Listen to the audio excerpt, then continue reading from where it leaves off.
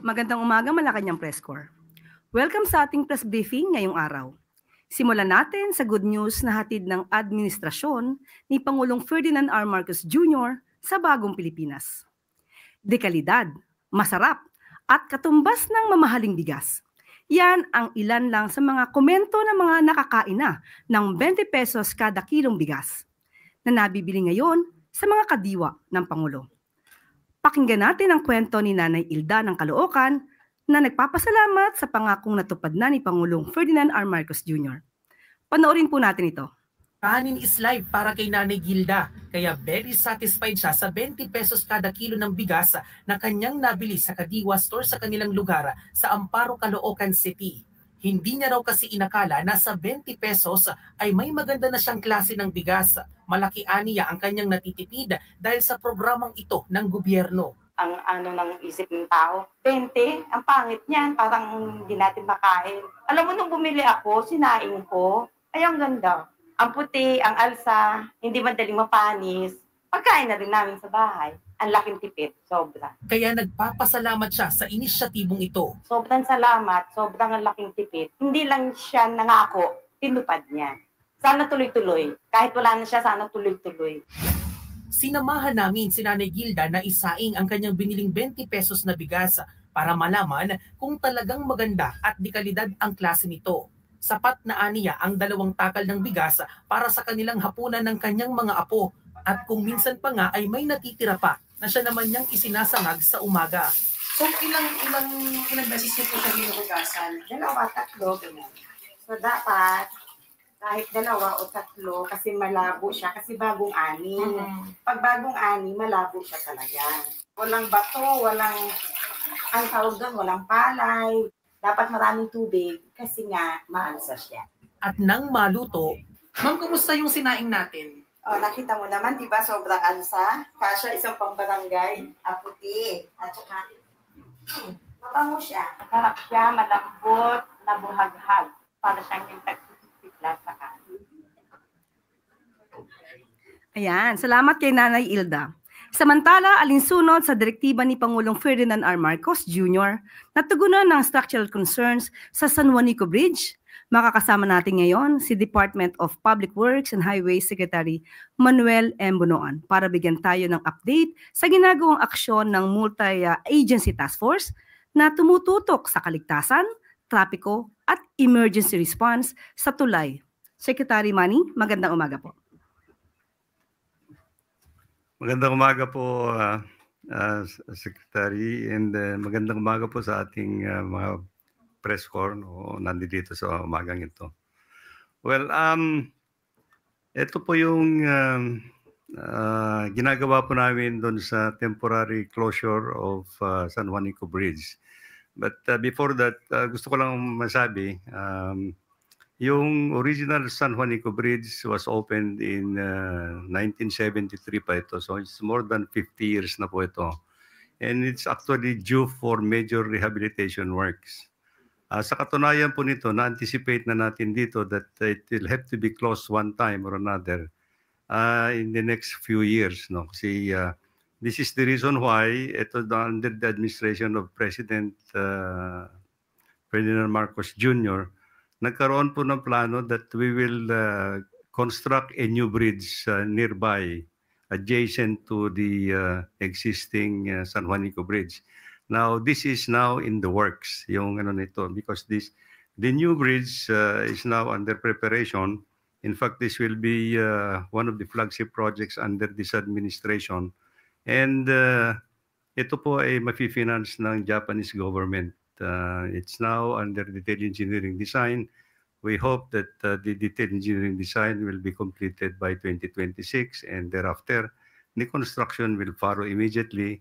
And ang plano ko dito talaga is pag natapos po itong tulay na ito po yung kuwan ng tulay na gagawin na perspective na yung tulay na gagawin doon nearby. And actually, pag natapos ito, dapat isasara po yung original, yung existing San Juanico Bridge para magkaroon na ng major rehabilitation works. So ito po yung anticipation. Unfortunately po, in the preliminary assessment of the San Juanico Bridge, doon po sa approach structures, hindi po yung main structure. The main structure is intact. Doon po sa approach structures, may nakita po na mga segments that are already in the state of the deterioration sa ibaba. So, and it was recommended that dapat i-close na kaagad. But in the further analysis of the pinayagan po namin ng 3 tons muna for the time being yung makalakbay dito sa tulay na ito for the time being. While we are now undertaking po ngayon, as I speak, ginagawa po yung immediate retrofitting doon sa mga segments that are found to be deteriorated at saka dangerous for heavy loads. No? So ito po yung ngayon. Siguro po ang kuwan namin dito is we are expediting the process. In the meantime, nakipag-coordinate po kami with the local governments, the Philippine Ports Authority, and dun sa PNP for the control of traffic. So, for the time being po, yung halimbawa, yung mga passengers that have to cross the bridge, unfortunately, they will have to stop on one end and they will transfer to another to the same bus company on the other end. Pero yung transport po ng mga mga passengers are being shuttled free of charge po. Free of charge. So ito po yung arrangements for the time being. And then yung cargo po is actually we are coordinating with the Philippine Ports Authority. Kasi kung minsan yung mga cargo nanggagaling sa Luzon, no? From Matnog, kung po pwede po idiretso na dun sa may banda ng Carigara, sa may Leyte na po without passing through the bridge for the time being. In the meantime, we are doing our best na kung matapos po namin kumpunihin yung mga deteriorated sections dun sa approaches, we might be able to increase the load limit in some time within the year po. Thank you, Sec Manny. We can now take questions. Sam Medanilia, Business Mirror. Sir, na-mention po nila na merong plano na dapat magkakaroon ng temporary bridge. Magkano po kaya yung budget para doon sa temporary bridge? At i-pursue pa rin po ba yun ng government ngayong ongoing ngayong rehabilitation sa San Juanico Bridge? Hindi po namin pinaplano na magkaroon ng temporary bridge at this point in time because if you're going to construct a temporary bridge across a more than 2 kilometers of the strait, it will take years na naman po. So I think the arrangement for now is actually to temporarily allow 3 tons na load capacity, but in the next few months actually, pag natapos po namin yung retrofitting of some of the segments, we might be able to increase a little bit on the load limits po. Clarify ko lang, sir. Ano po yung na-mention po nila kanina na parang meron pong plans na matapos by yung detailed engineering by 2026? Yes po. Ano po, hindi po siya Di po. ano po yung bridge na yun? This is another bridge. It's a permanent bridge. This is a permanent bridge. This is a second San Juanico Bridge that will be constructed. Mas mahaba po ito. I think this will be about 2,600 meters. Magkano po yung budget po dito na i-allocate? Well, we will know actually after the detailed engineering designs have been completed po. Tapos last na lang po, sir. Na-mention na rin po kasi na parang may ongoing mga projects yung DPWH in preparation po dun sa ASEAN Summit for next year. Ano po kaya yung mga priority projects ng DPWH na expected matapos bago mag-start po yung summit? Well, ang focus po namin in Metro Manila because the preliminary meetings will have to take place by early 2026. Alam po ninyo, meron po kami yung programa to rehabilitate the entire EDSA. Now, ang priority program namin in coordination with yung sa pagdating ng Asia Pacific meetings, ang priority sections that we will be undertaking will be from yung Pasay to Sio Boulevard. Pasay to Sio Boulevard, southbound and northbound. And ang timetable po namin dito is we hope that we can complete that segments, yung segments na yan by towards the end of the year. So ito po and then the rest of the sections will follow through. Ang kwan po namin dito, plano namin dito, while we are going to put priority to those sections from Pasay to Sio Boulevard, there may be other sections that we may start also na hindi naman masyadong makakaabala dun sa traffic during the summit in Manila. Tristan Nodalo, Newswatch Plus. Hi, Sec. Good morning po. Good morning po. Good Sir, morning. nabanggit nyo na yung EDSA Rehab. Siguro po less than a month bago yung target na pagsisimula ng EDSA Rehab. Meron po bang pag-aaral kung gaano katagal yung madadagdag sa travel ng isang commuter, for example, sa EDSA? Kung nagta-travel siya ng 1 hour, madadagdagan po ba ng 30 minutes to 1 hour yung tagal dahil sa gagawing rehab? Well, I'm sure that there will be some inconvenience to some extent, actually, because of we will be occupying some spaces along EDSA as we do the rehabilitation work. Pero ito yung pinag-uusapan po namin with Metropolitan Development Authority and Department of Transportation to plan out actually the traffic management so that we will minimize actually the inconvenience that will be brought up by the reconstruction of EDSA po. Yan ang kunan namin. I think MMDA and the OTR are actually having the protocols and the traffic management plan laid out already so that tinitignan po nila kung ano yung mga alternate routes that is available and how to manage actually the internal traffic in EDSA during construction po. Ano po, sir, yung mga pinag-aaralang traffic management plans? Kasi may nabanggit din po yung Skyway, Stage 3, baka magamit din. Ano, sir, initial na... I think that is one of the propositions of the OTR to arrange with the concessionaires of the Skyway to allow actually some of the vehicles from yung nagtra-travel sa EDSA to use Skyway in the meantime, that we are undertaking po yung rehabilitation works. And then MMDA naman yata, if I recall, is actually to delineate actually yung mga separated yung mga vehicles, yung mga motor vehicles as against yung mga bicycles or motorcycles on lane by lane para hindi ho magkakalabo-labo and to smoothen actually the travel along EDSA as we do the rehabilitation po. Ivan Mayrina, GMA Integrated News. Sec, balikan ko po yung San Juanico Bridge. Sinabi nyo ho, within the year, we might be able to increase load limit. Increase load limit lang po pero hindi pa natin siya ibabalik sa full capacity. Yes, I think kasi the full capacity of the existing San Juanico Bridge will be undertaken as soon as the new bridge is actually constructed, no? Kasi while the main structure is intact, I think meron din ka lang i-rehabilitate ngayon doon sa mismong center structure, no? But ang tansya namin dito, if we are able to increase the load limits, I think we may be able to increase it up to 10 tons actually. At sa 10 tons ho, hindi na ma-disrupt yung flow of goods and actually most of the vehicles will be allowed except heavy loads.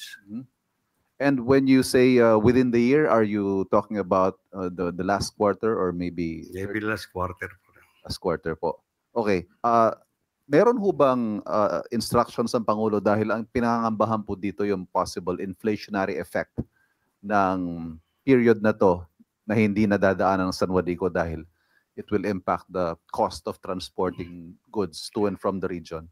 Yes, I think this is an issue on economic considerations actually due to the impact of the closure of our limiting the load on San Juanico Bridge. But I think ang panaman natin dito, the Philippine Ports Authority is actually trying to make yung alternative routes from Luzon going already to Leyte without passing San Juanico Bridge. I think ang pan po natin dito is the primary consideration here is to have to provide the safety access. No, you don't want really to compromise actually the safety of the motorist that will be passing through San Juanico Bridge po.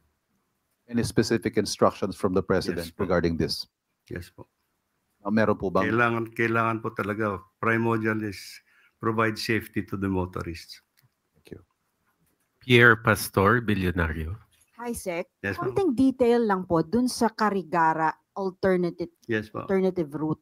Yes, Ano ma'am. po yun, parang Roro na pwede pong sakyan din ng passengers or para lang po siya sa business, I mean, Pwede goods? rin po, yes. Actually, ang nakikita ng Philippine Ports Authority is even from Matnog, they can go directly to Carigara na hindi pupunta doon sa San Juanico Bridge. But more effectively, more efficiently is actually yung mga passenger buses. They can travel all the way to the foot of San Juanico Bridge and then they will be shuttled to the other side. That's only about 2 kilometers po yan eh. Sasaluin naman ngayon ng other bus nila and continue the travel. Thank you, Sec. Eden Santos, Net 25. Sec, good Yeah. morning po. Doon sa Morning po. free shuttle na para sa mga pasahero, magkano po ba yung budget na inilaan o ilalaan para dito po? At papaano po katagal yung ganitong setup? Well, yung budget is actually internal sa department. We will provide, actually free naman po ito. Free naman yung shuttle. And I think there are also contributions from the private sector na nakipag-akuan naman po rito sa temporary shuttling of passengers, no? So I think as long as kailangan po ng shuttling for the time being, yun po yung arrangement natin. So wala pong ilalabas na pera dito ang from the government end po. I don't think we will hindi po kami ng additional funds, that we will not need additional funds for the purpose po. Thank you po. Tuesday New, DZBB. Hi, Secretary. Yes, ma'am. Maiba ako ng tulay naman. Yung tulay sa Isabela, sir, ano ang findings na na-submit nyo kay Presidente at mayroon na po bang nakasuhan doon sa nangyaring aksidente? Well, yung sa may Kabagan po, tapos na po kami doon sa technical investigations namin, no? And I think at this point in time, we will now be rendering actually yung completion of the report so that we will have to request all those that we think should be asked yung participation nila on the construction of that bridge.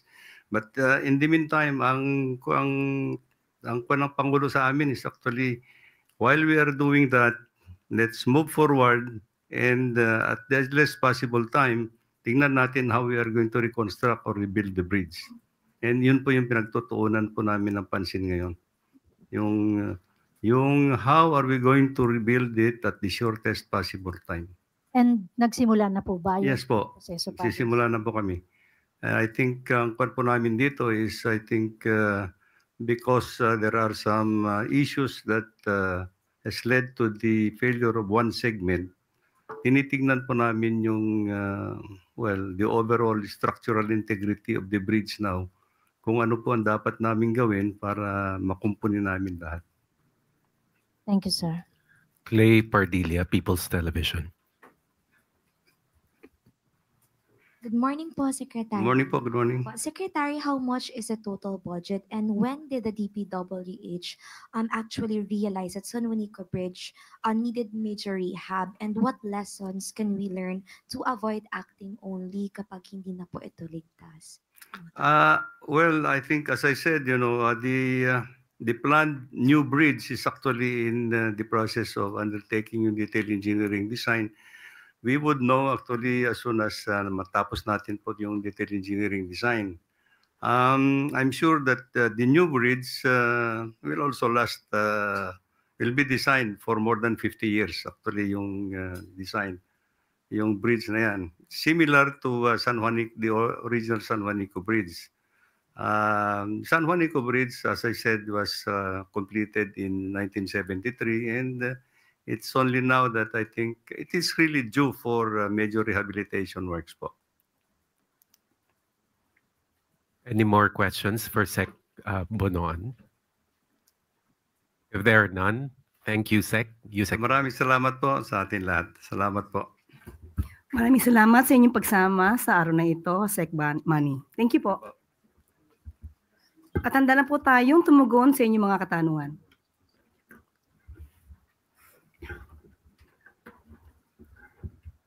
Clay Pardilla, People's Television. Good morning po, Yusek. Yusek, even former presidential advisor Attorney Panelo believes that Attorney Harry Roque is not a victim of political persecution and it appears daw po that he is a pogo lawyer and was encouraged to go home. Si Attorney Roque naman po sinabing nag-aaksaya daw po ng pera ang gobyerno para sa paghahanap po sa kanya dahil bumuo po ito ng tracker team. May we know po your response? Thank you. Mukhang si Attorney Harry Roque. Nagsama talaga, no? Sorry. Mukhang si Attorney Harry Roque na lang naman ang naniniwala sa kanyang pananaw na may political persecution. Ito malamang ay ang pagtatago niya ng kanyang maaaring liability at ang kanyang pagsama-sama sa mga Duterte ay ginagawa niyang panangga para ipatunayan na mayroong political persecution. Pero kahit ang kanyang dating naging kaalyado ay hindi naniniwala sa kanyang mga tinuran. At patungkol sa nag-aaksaya ng oras, ang paghahanap ng isang fugitive ay hindi pag-aaksaya ng oras. Kung siya ay concerned sa pondo ng bayan, dapat noong pang 2016. At kung sinasabi nga niya na siya ay concerned sa pondo ng bayan, hindi ba mas maganda kung mag-voluntaryo na siyang umuwi rito para hindi na siya pag-aksaya ng oras at ng pera ng gobyerno? Follow up, Tristan Nadala, Newswatch. Okay, on a different topic. Tristan, Newswatch Plus. Yusek, morning po. Yung dun lang po sa reconciliation na nabanggit ni Pangulong Bongbong Marcos sa kanyang podcast. While maraming nag-welcome on this offer of the president, yung ibang political analysts believes that while unity is important, reconciliation should still be grounded on principles like truth, accountability, and respect for institutions. So parang how does Malacanang respond to concern that reconciliation may come at the expense of accountability? Lalo na po, for example, naharap din si Vice President Duterte sa impeachment trial. Tandaan po natin, wag po tayong mag-focus na sinasabing open for reconciliation para lamang sa mga Duterte. Maliwanag po ang sinabi ng Pangulo sa lahat ng tao na maaaring hindi kapareho ng kanyang paniniwala o ng prinsipyo o ng polisiya. Mas maganda kung lahat ng tao ay makakasundo niya para po sa taumbayan, para magkaroon na po ng tuloy-tuloy na pagtatrabaho para sa bansa. So wag nating isentro ang open for reconciliation sa mga Duterte. Hindi po gagawin ng Pangulo na lumabag sa batas para lamang sa isang reconciliation. Follow up lang po, Yusek. Siguro po, no, parang it's an open for all. Pero yung sabi naman po ng mga kaalyado ni dating Pangulong Duterte like Harry Roque and Panelo saying that reconciliation is only possible if the president takes steps to bring former President Rodrigo Duterte back to the country. Ito po ba ay anong response po ng Malacanang dito sa comment nila? Tandaan po natin, hindi po magpapahawak sa leeg at hindi po magpapadikta ang Pangulo sa mali. Hindi po tatalikuran at babaliktarin ng Pangulo ang batas para lamang pagsilibihan ang personal na interes ng iilan. So tandaan po natin, lagi pong sa batas ang Pangulo. Kaibigan o batas? Batas pa rin po ang pipiliin ng Pangulo. Eden Santos, Net 25.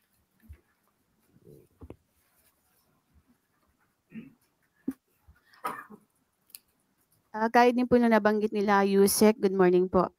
Bukod po dun sa issue nung pagpapauwi ng Pangulo, kung talagang sincere daw po siya dun sa pakikipagkasundo sa mga Duterte. Baka pwede rin magpa-hair follicle test ang Pangulo. May mga kondisyon po para lang maipakita daw yung sinseridad po ng ating Pangulo dun sa kanyang pakikipag-reconcile or pakikipagkasundo sa mga Duterte. Ano pong reaction ng Malacanang dito? Ulit-ulit, paulit-ulit, uulit-ulitin ko, uulit-ulitin natin. Peke, ang video na siyang pinespread or isiniwalat itong si Atty. Harry Roque. Dapat pa natin siyang paliwalaan o ulit-ulitin ko, paulit-ulit na lamang siya. Yusek, follow up lang po. Hindi naman din po batay dun sa video lang yung panawagang magpa-hair follicle test ang Pangulo. Bukod po doon, medyo... Paulit-ulit po ulit? Hair follicle test po ulit? Ayun po yung ilan sa tingin nyo ba meron silang karapatang magbigay ng kondisyon kapalit nung sinasabi po ng Pangulo natin na para makipagkasundo? Ang pakikipagkasundo po ay para sa taong bayan, hindi para sa personal na interes ng iba. Alalahanin po natin, maliwanag, uulit-ulitin ko ang sinabi ng Pangulo, sa lahat ng tao, gusto niya pong makipagkasundo para magkaroon ng stability, magampanan ang dapat magampanan at hindi madiskaril ang trabaho ng gobyerno. Ayaw po niya ng away. So ang awayan na to, ang siya nagpapabagal sa trabaho ng gobyerno dahil puro paninira, puro fake news na natatanggap ng Pangulo. So ang pakikipagkasundo sa lahat, hindi lamang para sa mga Duterte, ay tama lang po na gawain ng Pangulo bilang ama ng bansa. Magsasakripisyo na siya kahit siya na po yung sinisiraan, kahit siya na po yung binibigyan na maling kwento at binibigyan at ginagawa ng peke na video. Yan po ang dapat na gawin talaga ng isang ama ng bansa. Salamat po. Follow up, Ivan Mayrina, GMA Integrated News. With due respect, Yusek, ang sinasagot po ng Pangulo dun sa reconciliation, diretso po yung tanong, ay tungkol sa mga Duterte. He was responding to a question specifically, reconciliation with the Dutertes. Kaya nga po sinabi niya, opo, kasama ang mga Duterte. Pero wag natin pong isentro sa mga Duterte. Dahil ang sinabi niyang sumunod ay gusto niya pong makipagkasundo sa lahat ng tao. Ito po yung sinabi niya. Ayaw ko ng gulo, gusto kong makasundo ang lahat ng tao. Mas maganda. So, kung isa pong parte ang pakikipagkasundo sa mga Duterte, maganda po yun. But ang malinaw po, the offer of reconciliation should not come with any conditions. Yun po ang gusto nating sabihin. Opo, ito na may para sa taong bayan at para sa bansa. Salamat po. Another follow-up, Pierre Pastor, Bilyonaryo. Hi, Yusek. Dun sa reconciliation and ayaw ng politika, clarify lang po, hindi po ba ipapakita ng Pangulo na hahabulin niya o pananagutin kung nagkasalaman? Nagsisimula? Yes. Okay, Kasi medyo meron pong na makikipagbati ba at may ayaw ng politika kung talaga namang nagkasala. Dapat po ba, hindi po ba dapat ipakita ng Pangulo na hahabulin niya ang mga nagkasala? Nung sinabi at tinanong siya kung open siya for reconciliation, wala pong nabanggit na hindi niya ipapatupad ng batas. Wala pong nabanggit na magpapatawad siya kung may nagkasala. So ang reconciliation lamang po ay para hindi na magkaroon ng gulo at para magkaroon nga po ng stability at matupad niya ang kanyang mga pangako sa bayan. Thank you. We have time for one more question. Alvin Baltazar, Radio Pilipinas.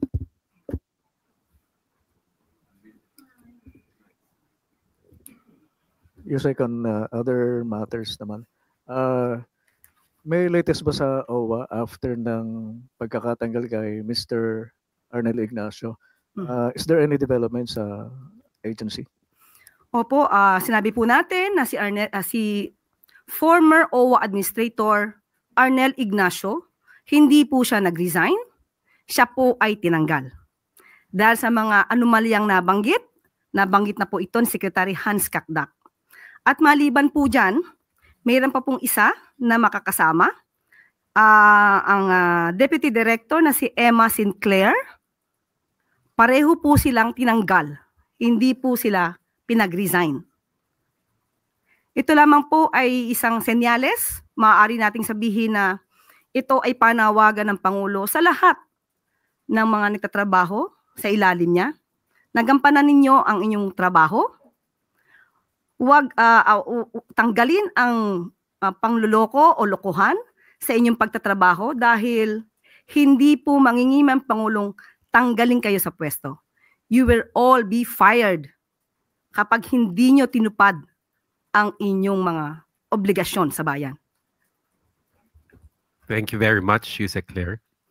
At bago po tayo magtapos, isa naman pong good news. Gusto niyo po, okay, ito maganda to Gusto niyo po bang maranasan kung paano magtrabaho sa gobyerno? Kung kayo ay college graduate, mukhang hindi na kayo pwede, overqualified, mula 18 hanggang 25 taong gulang, mas lalong hindi. Nasa junior, di ba? Nasa junior or senior college level sa darating na pasukan, at mas mababa sa latest regional poverty threshold ang kinikita ng inyong pamilya. May pagkakataon po kayong sumali sa Government Internship Program o GIP ng Department of Social Welfare and Development. 75 ang available internship slots sa bawat DSWD field office, habang 35 intern naman ang tatanggapin sa central office sa Quezon City. Tatanggap ng katumbas na 75% ng regional minimum wage as of November 2022 ang mga intern na kailangang makapagsilbi ng 30 working days. Sa mga interesado, ano pang hinihintay nyo? Apply na. Maraming salamat.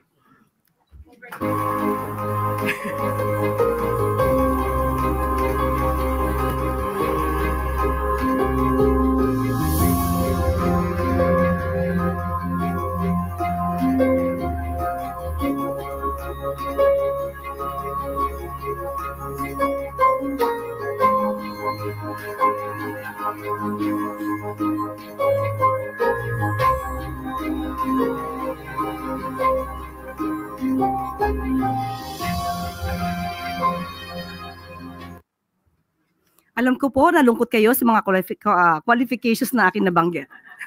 At muli pong paalala, maaari na po kayong dumulog sa ating mga kababayan natin sa 51 bagong urgent care and ambulatory services or BUCAS centers sa 33 probinsya sa buong bansa. Meron ng 26 sa Luzon, 8 sa Visayas at 17 sa Mindanao na nagsiservisyo na po sa 500 pasyente araw-araw. Target ng Department of Health na makapagpatayo pa ng hindi bababa sa 28 na BUCAS centers sa buong bansa para mapagsilbihan ang nasa 28 milyong Pilipino na nangangailangan ng accessible at dekalidad na serbisyong pangkalusugan.